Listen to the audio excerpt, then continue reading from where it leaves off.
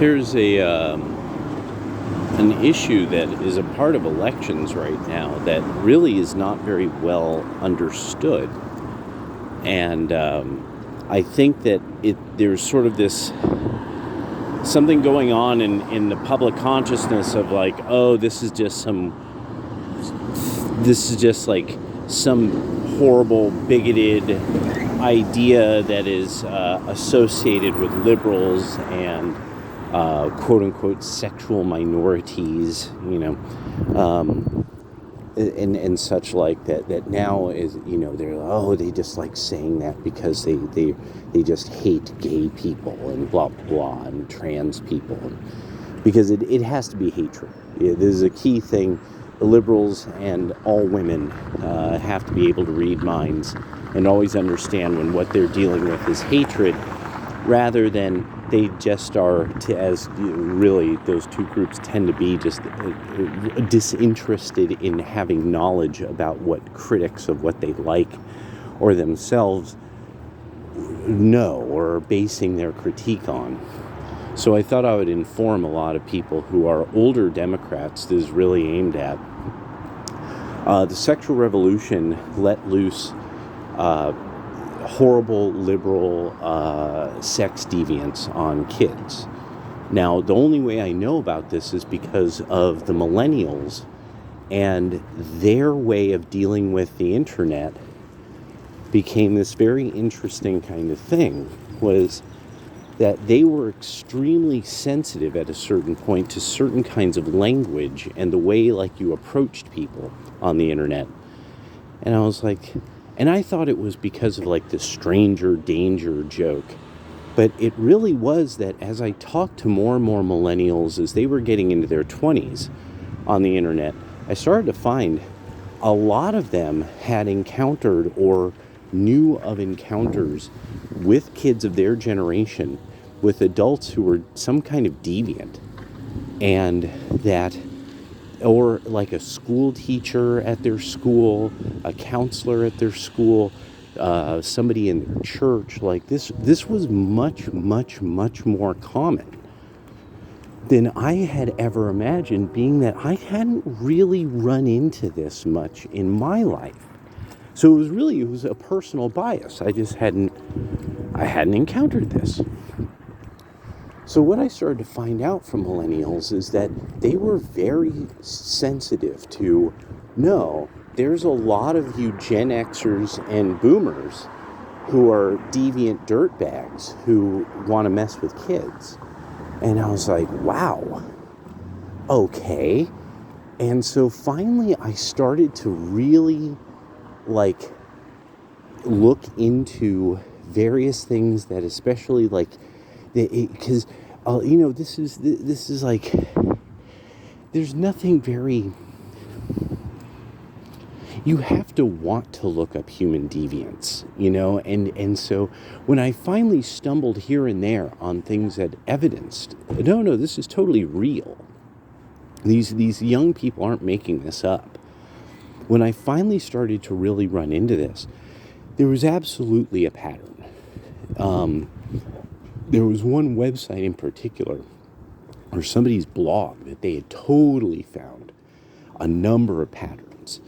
And now you're really seeing this with the reaction to people like libs of TikTok really exposing, no, this is absolutely some facet of liberal culture, are the ugly liberals who have really weird issues with the young, and they're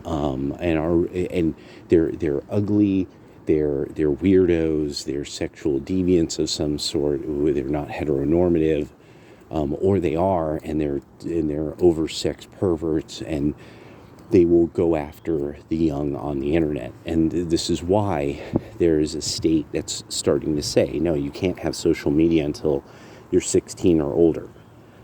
And it's to keep kids away from digital deviants and fiends. And that this is a very real thing. A lot of people don't want to deal with the fact that this sexual revolution, middle class, educated white woman thing, and that it's gone horribly wrong. I mean, it's gone absolutely terribly and horribly wrong. And now you have two generations of young people that it's so another evidencing of this is a recent TikToker was talking about being put out of her job, this and that. It was the freshmen who were giving her problems, not the seniors who knew all about her life. It was the freshmen, it was the young. Why? Because they're finally at the stage of, you can't fuck around with us anymore. People like you can't touch us, can't try to influence us. You gotta go, weirdo. And that's and a lot of older Democrats need to start getting this. You don't know. Mama and Papa don't know what's going on. You didn't know about this. I didn't know about this. It always comes across as like a weird rumor, but now we're well on a decade on some of these characters who came out of the world of things like YouTube. These just really weird perverts that their identity is sexual. Their identity is what they do when they have sex with people, and that's their entire identity.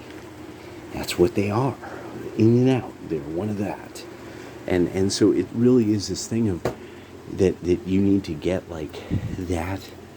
There's nothing really that's not a legitimate form of identity in any way.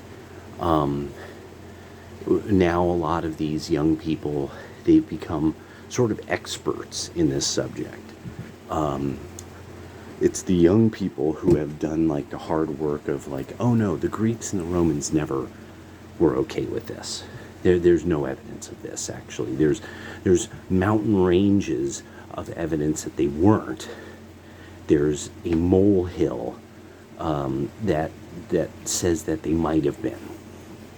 And that, so it requires extremely poor research to have come to that determination. But it's this determination that has been supposedly the view of academia now for a decade or more. That, oh no, Rome and Greece, they were really gay. And it's like, no, they actually were very, very, very not gay.